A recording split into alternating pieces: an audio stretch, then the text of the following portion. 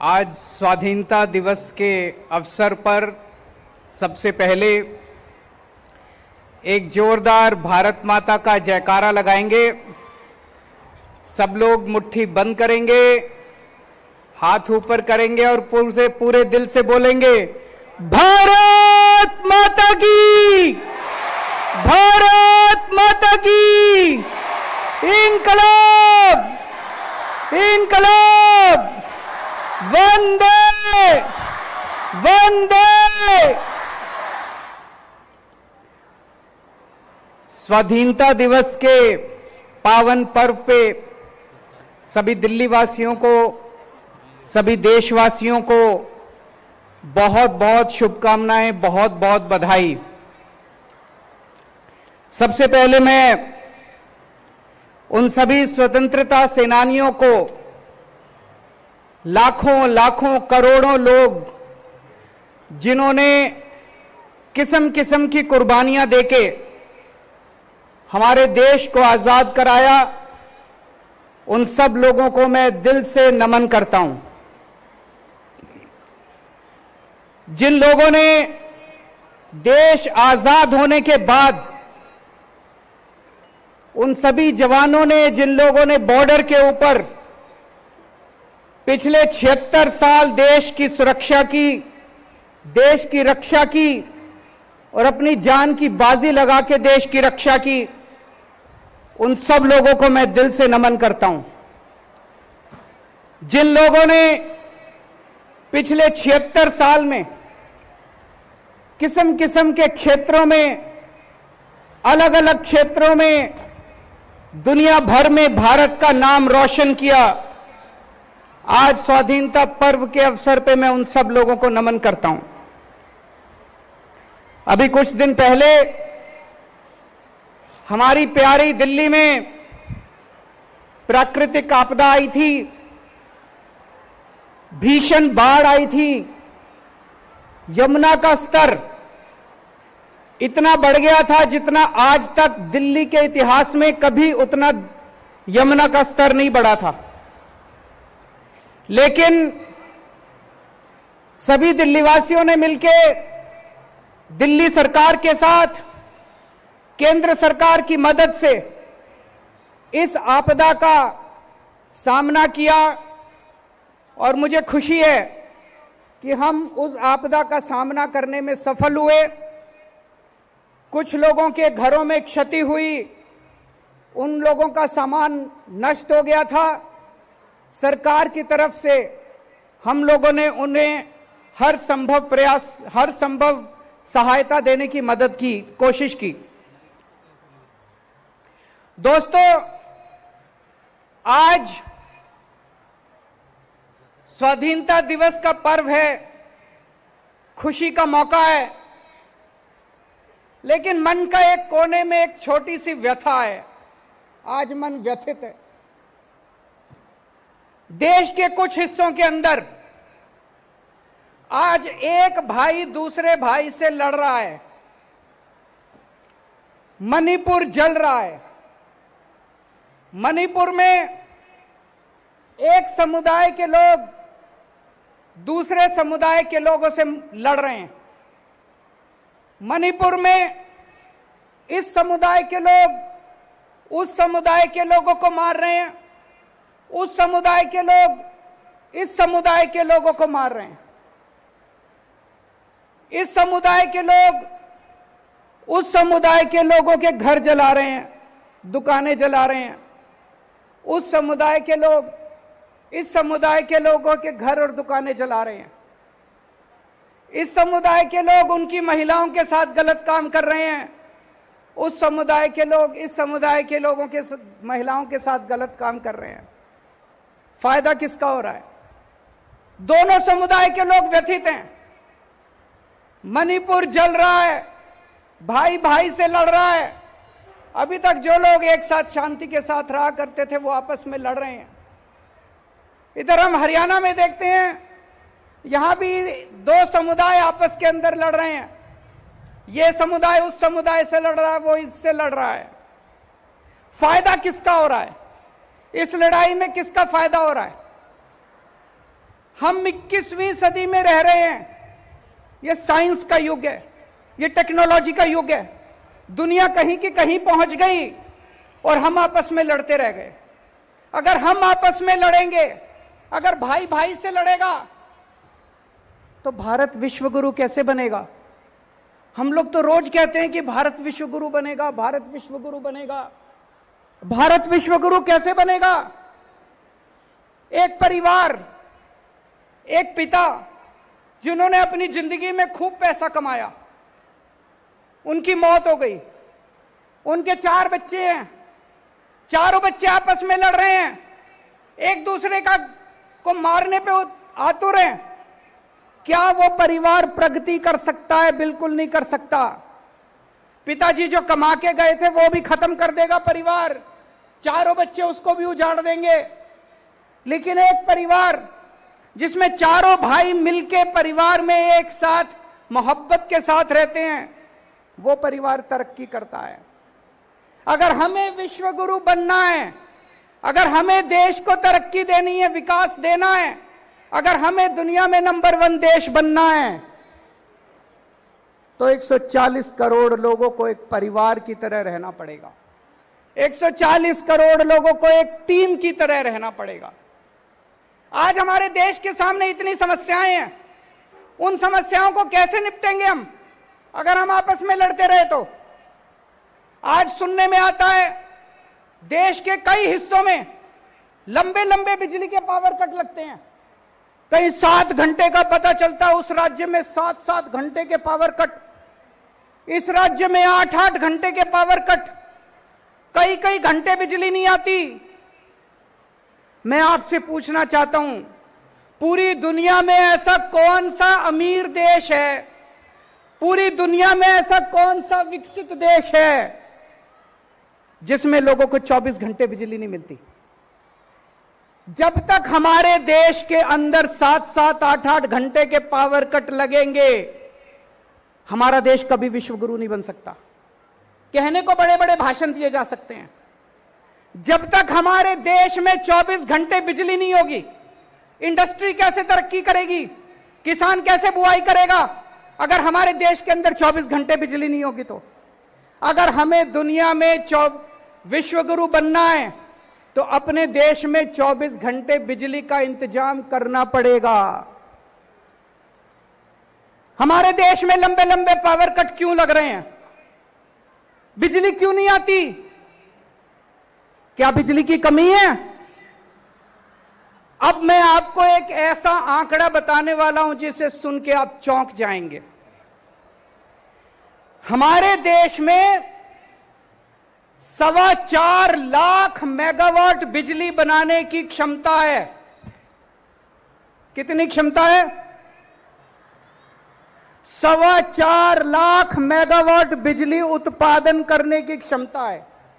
यानी कि हमारे देश में इतने पावर प्लांट हैं कि वो सारे अगर 100% क्षमता पे काम करें तो 4.25 लाख मेगावाट बिजली बना सकते हैं। और हमारे देश की बिजली की डिमांड कितनी है? पीक डिमांड, यानी कि सबसे ज्यादा डिमांड। जैसे दोपहर के टाइम में सारे लोग एसी चला लेते हैं तो सबसे ज्यादा बिजली, उसको पीक डिमांड कहते हैं। पीक डिमांड हमारे देश की केवल 2 लाख मेगावाट है। हमारी 4.25 लाख मेगावाट बिजली बनाने की क्षमता है, लेकिन केवल 2 लाख मेगावाट बिजली की डिमांड है। फिर भी बिजली नहीं आती, फिर भी पावर कट लगते हैं, फिर भी हमारे घर में बिजली नहीं पहुंचती। क्यों? क्या कारण है? मिसमैनेजमेंट, भ्रष्टाचार, लैक ऑफ विजन। पहले दिल्ली में भी ऐसा ही था। 2015 में जब हमारी सरकार बनी थी, मेरे को याद है 2014 की गर्मियां मेरे को आज तक याद है, जब रात को 7-7, 8-8 घंटे के पावर कट लगा करते थे। दिल्ली में हमने ठीक कर दिया। यहां भी मैनेजमेंट खराब था, दिल्ली का मैनेजमेंट हमने ठीक किया। आज पूरे देश में दिल्ली अकेला शहर है जहां 24 घंटे बिजली आती है। अब दिल्ली में पावर कट नहीं लगते, अब दिल्ली में बिजली नहीं जाती। लोगों ने जनरेटर खरीदने बंद कर दिए, इन्वर्टर खरीदने बंद कर दिए। अब दिल्ली में 24 घंटे बिजली आती है। पंजाब में भी पहले यही हाल था, लंबे लंबे पावर कट लगते थे, बिजली आती नहीं थी, 6-6 घंटे के, 7-7 घंटे के। अभी 1 साल हुआ पंजाब में सरकार बने हुए, पंजाब में 24 घंटे बिजली आनी चालू हो गई है। पंजाब में भी अब 24 घंटे बिजली आती है। देश में भी 24 घंटे बिजली आ सकती है अगर हमारी 4.25 लाख मेगावाट बिजली बनाने की क्षमता है, तो हमारे देश के अंदर भी 24 घंटे बिजली आ सकती है। मैनेजमेंट ठीक करना है, भ्रष्टाचार खत्म करना है। 3 से 4 साल लगेंगे। 3 से 4 साल के अंदर पूरे देश के अंदर 24 घंटे बिजली आ सकती है, पावर कट खत्म हो सकते हैं। और जब देश में पावर कट खत्म होंगे, 24 घंटे बिजली आएगी, तभी तो हमारा देश विश्व गुरु बनेगा। लंबे लंबे पावर कट से विश्व गुरु कैसे बनेगा? एक और बात है, कोई पावर प्लांट अगर 50% कैपेसिटी पे चलता है, तो वो जो बिजली पैदा करता है वो बहुत महंगी होती है। और अगर 100% कैपेसिटी पे काम करता है, तो वो बहुत सस्ती बिजली पैदा करता है। अगर हम अपनी पूरी 100% क्षमता पे 4.25 लाख मेगावाट बिजली पैदा करनी चालू कर दें, देश में बिजली के रेट आधे हो जाएंगे। हम बिजली एक्सपोर्ट करना चालू कर देंगे, दूसरे देशों को भारत बिजली देना चालू करेगा और अपने देश के अंदर 24 घंटे बिजली आनी शुरू हो जाएगी। तभी मेरा भारत विश्व गुरु बनेगा। मैंने दिल्ली में मुफ्त बिजली देनी चालू की। 200 यूनिट तक लोगों के बिजली के बिल हमने माफ कर दिए।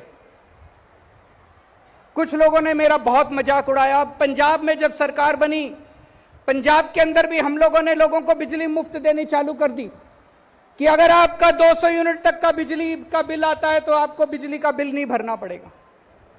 कुछ लोगों ने मेरा बहुत मजाक उड़ाया, कुछ लोगों ने मेरी बहुत निंदा की, कुछ लोगों ने कहा केजरीवाल फ्री की रेवड़ी देता है। आज मैं देश के सामने 2 विकल्प रख रहा हूं। पहला विकल्प, अगर हमें पूरे देश के 140 करोड़ लोगों के 200 यूनिट तक के बिजली के बिल माफ करने हैं, केवल 1.5 लाख करोड़ रुपए का खर्चा आएगा।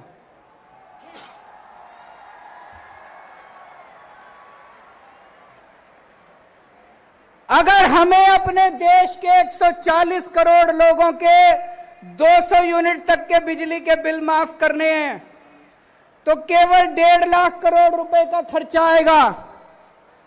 और अभी हम अखबारों में पढ़ते हैं कई बार कि 4 बड़े बड़े अरबपतियों के 1.5 लाख करोड़ रुपए के बैंकों के कर्जे माफ कर दिए। मैं आज देश के सामने 2 विकल्प रख रहा हूं कि क्या 140 करोड़ लोगों के 200 यूनिट बिजली के बिल माफ होने चाहिए, या 4 अरबपति लोगों के 1.5 लाख करोड़ रुपए के बैंकों के कर्जे माफ होने चाहिए। देश तय कर ले, जो देशवासी कहेंगे वही होना चाहिए। एक और बात मैं आपसे प्रश्न पूछना चाहता हूं, जब तक हमारे देश में पैदा होने वाले हर बच्चे को अच्छी शिक्षा नहीं मिलेगी, क्या हमारा देश विश्व गुरु बन सकता है? नहीं बन सकता। आप कोई अमीर देश उठा के देख लो, Japan, France, Tokyo, America, Canada, Italy, कोई यूरोपियन कंट्री उठा के देख लो, डेनमार्क, स्वीडन, कोई अमीर देश उठा के देख लो, वहां हर बच्चे को, चाहे अमीर का बच्चा हो चाहे गरीब का बच्चा हो, अच्छी से अच्छी शिक्षा मिलती है। सरकारें शिक्षा देती हैं, गरीबों को सरकारें अच्छी से अच्छी शिक्षा देती हैं सरकारी स्कूलों में। हमारे देश में 25 करोड़ बच्चे स्कूल जाते हैं। कितने? 25 करोड़ बच्चे स्कूल जाते हैं। इनमें 17 करोड़ बच्चे सरकारी स्कूलों में जाते हैं। अगर दिल्ली की बात छोड़ दे, अधिकतर सरकारी स्कूल कबाड़ खाने बने हुए हैं देश के अंदर। अधिकतर सरकारी स्कूल खटारा बने हुए हैं। टॉयलेट नहीं है, पीने का पानी नहीं है, बिल्डिंग टूटी पड़ी है, छत छू रही है, पंखे टूटे पड़े हैं, बैठने को डेस्क नहीं है, कोई पढ़ाई लिखाई नहीं है। बुरा हाल है सरकारी स्कूलों का देश भर के अंदर।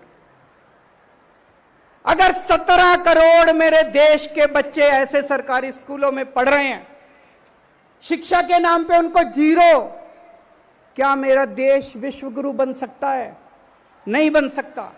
जब तक एक एक बच्चे को अच्छी से अच्छी शिक्षा नहीं दी जाएगी, तब तक हमारा देश विश्व गुरु नहीं बन सकता। केंद्र सरकार ने अभी एक कार्यक्रम शुरू किया है। पूरे देश में 14,500 सरकारी स्कूलों को ठीक करने का 5,000 करोड़ रुपए खर्च करके 14,500 सरकारी स्कूल केंद्र सरकार ठीक करेगी। पर पूरे देश में तो 10 लाख सरकारी स्कूल हैं। 10 लाख सरकारी स्कूल। 5 साल में अगर हम 14,500 स्कूल ठीक करेंगे तो 10 लाख सरकारी स्कूल ठीक करने में तो 150-200 साल लग जाएंगे। आज मैं आपके सामने एक प्लान रख रहा हूं। 5 साल के अंदर देश के सारे 10 लाख सरकारी स्कूल शानदार बनाए जा सकते हैं, फर्स्ट क्लास बनाए जा सकते हैं, वर्ल्ड क्लास बनाए जा सकते हैं। देश के सारे 10 लाख सरकारी स्कूलों को प्राइवेट स्कूलों से अच्छा बना देंगे, वर्ल्ड क्लास बना देंगे। जैसे दिल्ली के सरकारी स्कूल चमका दिए, आज दिल्ली के सरकारी स्कूल प्राइवेट स्कूलों को पीछे छोड़ रहे हैं। दिल्ली के सरकारी स्कूलों के नतीजे प्राइवेट स्कूलों से ज्यादा अच्छे आ रहे हैं। हमें करना आता है। पहले दिल्ली के सरकारी स्कूल ठीक किए, अब पंजाब के सरकारी स्कूल शानदार बनाए जा रहे हैं। जो खर्च हम लोगों ने दिल्ली में किया सरकारी स्कूलों को ठीक करने का, मैंने सारा हिसाब किताब करा, जमा जोड़ किया। अपने देश के सारे 10 लाख सरकारी स्कूलों को ठीक करने के लिए 6 लाख करोड़ रुपए का खर्चा आएगा।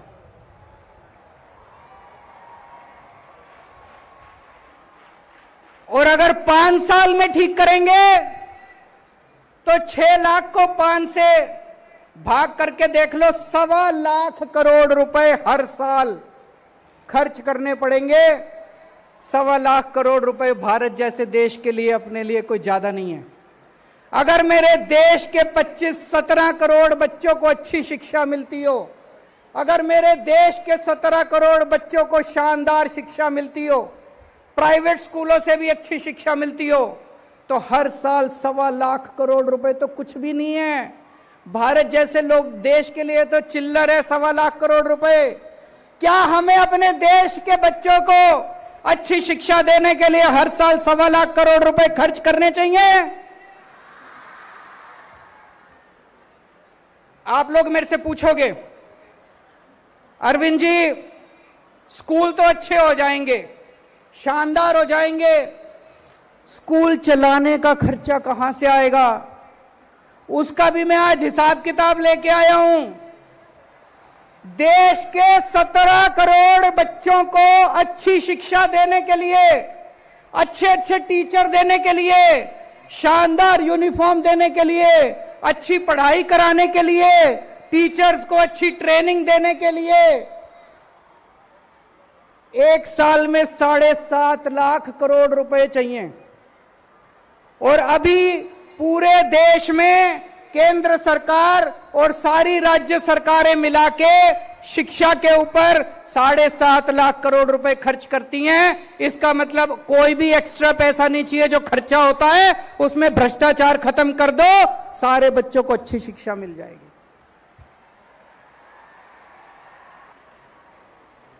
दोस्तों,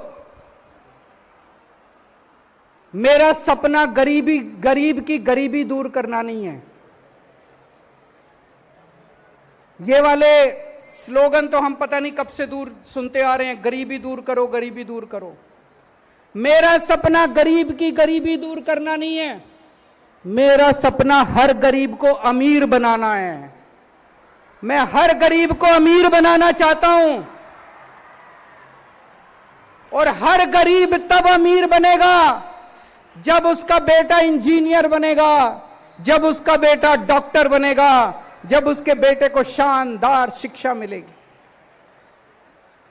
एक मजदूर के बेटे को जानता हूं, उसके पिताजी दिहाड़ी करते हैं, मुश्किल से 4-5 हजार रुपए महीना कमाते हैं। दिल्ली के अंदर 4-5 हजार रुपए महीने में कुछ नहीं होता।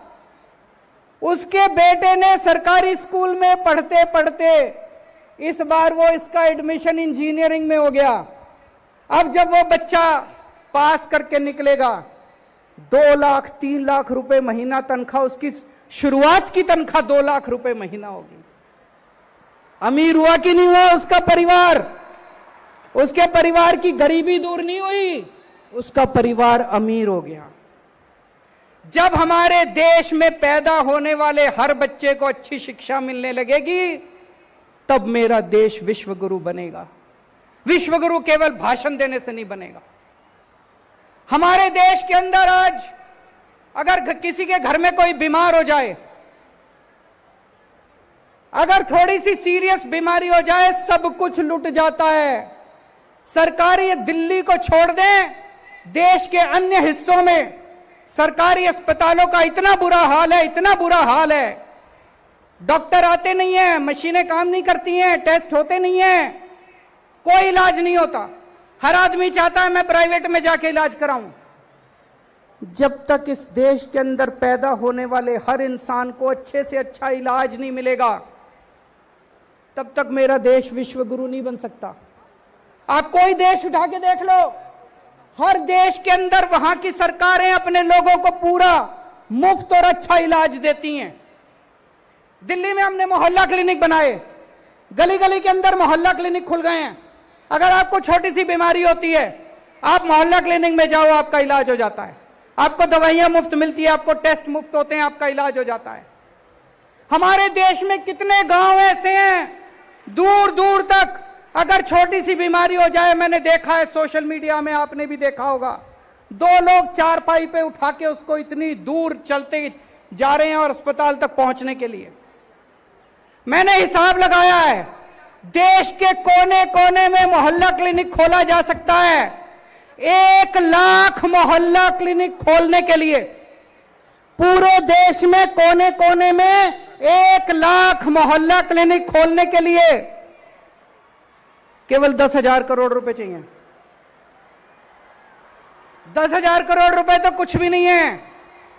10,000 करोड़ रुपए 2 साल के अंदर पूरे देश में कोने कोने के अंदर, देश के कोने कोने में, गांव गांव के अंदर मोहल्ला क्लिनिक खोले जा सकते हैं। 1 लाख मोहल्ला क्लिनिक खोलने के लिए केवल 10,000 करोड़ रुपए चाहिए। और अगर आपको थोड़ी बड़ी बीमारी हो जाए, हमारे देश के अंदर हर जिले में जिला अस्पताल है, लेकिन आज जिला अस्पताल की बहुत बुरी हालत है। जिला अस्पताल टूटे फूटे पड़े हैं, मशीनें काम नहीं कर रही। इसका मैंने पूरा प्लान बनाया।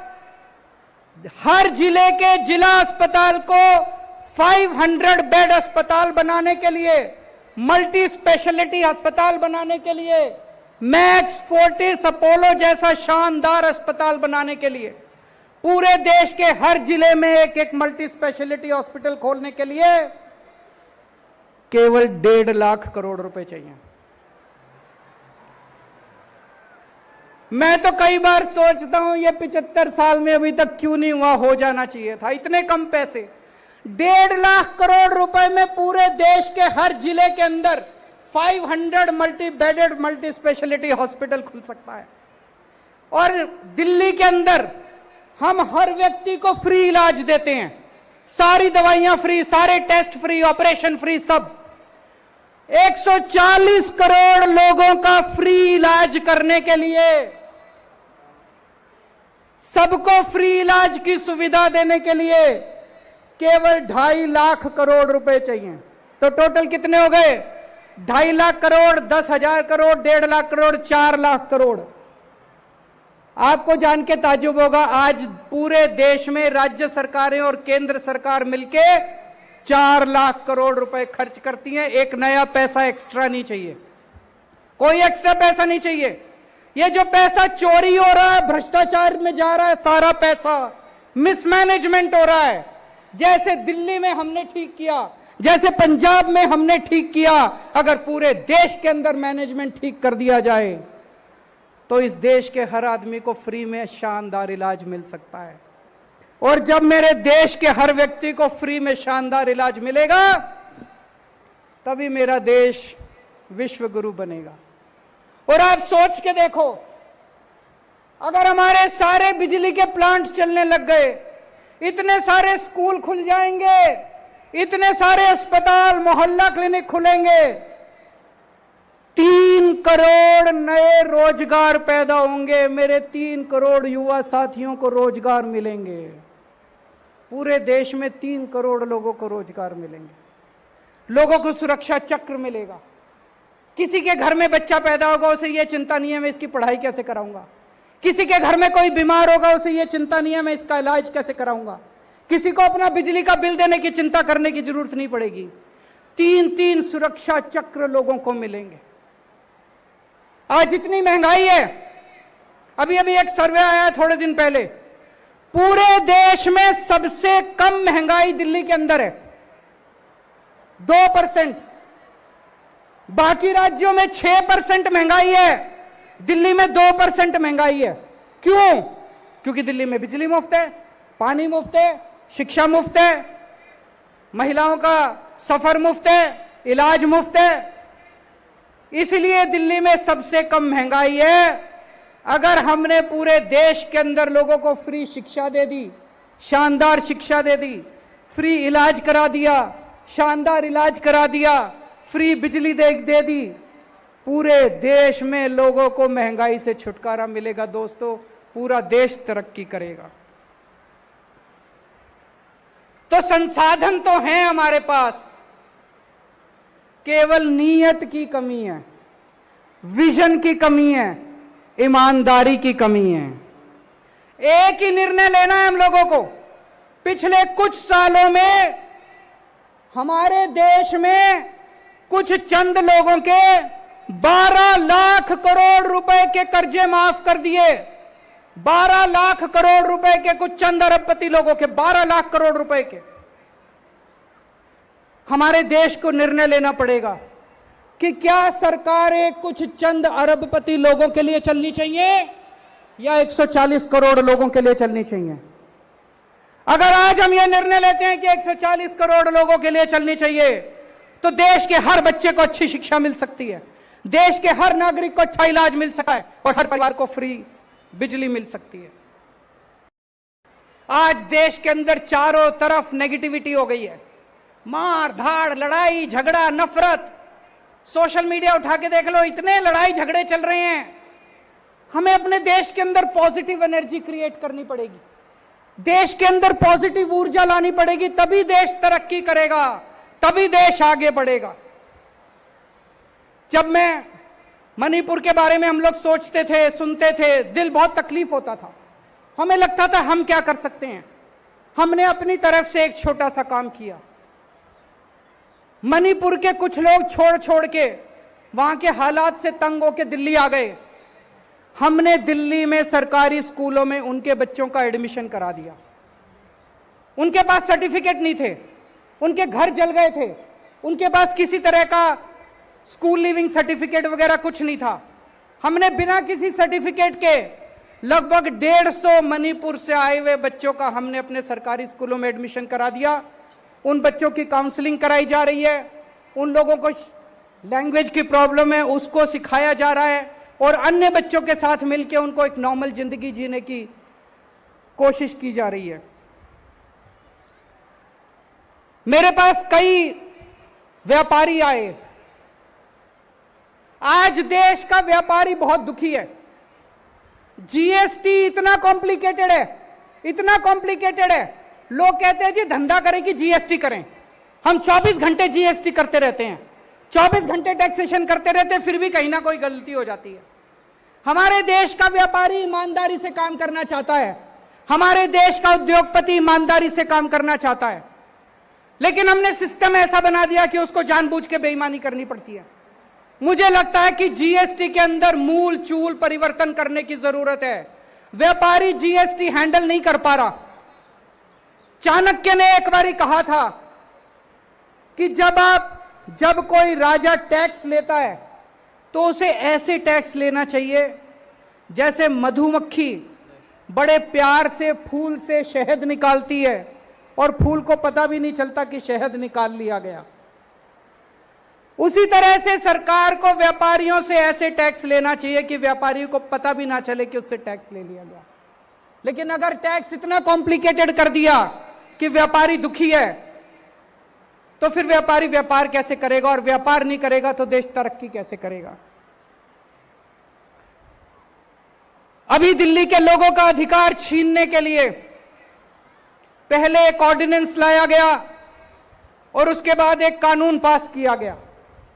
दिल्ली के लोगों के लोकतांत्रिक अधिकार छीन लिए गए। दिल्ली की चुनी हुई सरकार के काम करने की क्षमता को छीन लिया गया। मेरे पास बहुत लोग आ रहे हैं, मुझसे पूछ रहे हैं अब आप काम कैसे करोगे। आज मैं स्वतंत्रता दिवस के पावन अवसर पे दिल्ली के 2 करोड़ लोगों को यह आश्वासन देता हूं कि जो मर्जी हो जाए, जो मर्जी पावर छीन लें, हमारे 2 काम जारी रहेंगे। एक तरफ हम पावर वापस आपको, आपकी पावर वापस दिलाएंगे, दिल्ली के 2 करोड़ लोगों को आपको अपने अधिकार वापस दिलाएंगे। इसकी लड़ाई हम सुप्रीम कोर्ट में लड़ेंगे। लेकिन जितने काम चल रहे हैं, जब से मैं दिल्ली का मुख्यमंत्री बना हूं तब से ये लोग मेरे काम में अड़चन अड़ाने की कोशिश करते हैं, मेरे काम में अड़चन अड़ाने की कोशिश करते हैं, लेकिन मैंने काम रुकने नहीं दिए। आपके जितने दिल्ली में काम चल रहे हैं सारे काम चलते रहेंगे। आपकी फ्री बिजली चालू रहेगी, आपके बच्चों का अच्छी शिक्षा जारी रहेगी, आपके लोगों का अच्छा इलाज जारी रहेगा, आपकी महिलाओं को फ्री सफर जारी रहेगा। आप चिंता मत करना, अपना प्यार बनाए रखना। जितने काम है सारे काम जारी रहेंगे। हो सकता है थोड़ी स्पीड कम हो जाए, जब क्षमता वापस आएगी सारी तो हम खूब स्पीड से और काम करेंगे। लेकिन यह कभी मत सोचना कि दिल्ली के काम किसी भी हालत में मैं रुकने नहीं दूंगा। दिल्ली के काम नहीं रुकेंगे बिल्कुल। पिछले दिनों दिल्ली नगर निगम ने पूरी दिल्ली के अंदर सफाई अभियान शुरू किया है। बहुत तेजी के साथ उन्होंने कई टीम बनाई हैं। पूरा दिल्ली नगर निगम, सभी सफाई कर्मचारी, सभी उनके अधिकारी, सब लोग लगे हुए हैं। मैं दिल्ली के लोगों को आज अपील करना चाहता हूं, आप सब लोग इस सफाई अभियान में जुड़िए और आइए मिलके हम अपनी दिल्ली को साफ सुथरा बनाते हैं। आने वाले दिनों में मैंने अपने सामने 3-4 मेन काम रखे हैं। एक, पानी पे काम करना है और मैं कर रहा हूं। दिल्ली के हर घर 24 घंटे पानी पहुंचना चाहिए और टूटी से साफ पानी आना चाहिए। यमुना की सफाई करनी है, उस पे हम लोग लगे हुए हैं। जो सड़कें टूटी हुई हैं सारी सड़कों की रिपेयर करानी है और दिल्ली की सड़कों को यूरोपियन स्टैंडर्ड का बनाना है, साफ सुथरा बनाना है। इन सभी कामों पे हम लोग लगे हुए हैं। फिर से अंत में केवल एक ही चीज कहूंगा, हम सब लोग अपने भारत को बहुत प्यार करते हैं, हम सब लोग भारत माता को बहुत प्यार करते हैं। लेकिन अगर हम आपस में लड़ेंगे तो भारत कहीं आगे नहीं पहुंच पाएगा। हमें लड़ना नहीं है, देश के 140 करोड़ लोगों को मिलके एक टीम की तरह, एक परिवार की तरह काम करना है। और जिस दिन हमने मिलकर काम करना शुरू कर दिया, दुनिया की कोई ताकत भारत को दुनिया का नंबर 1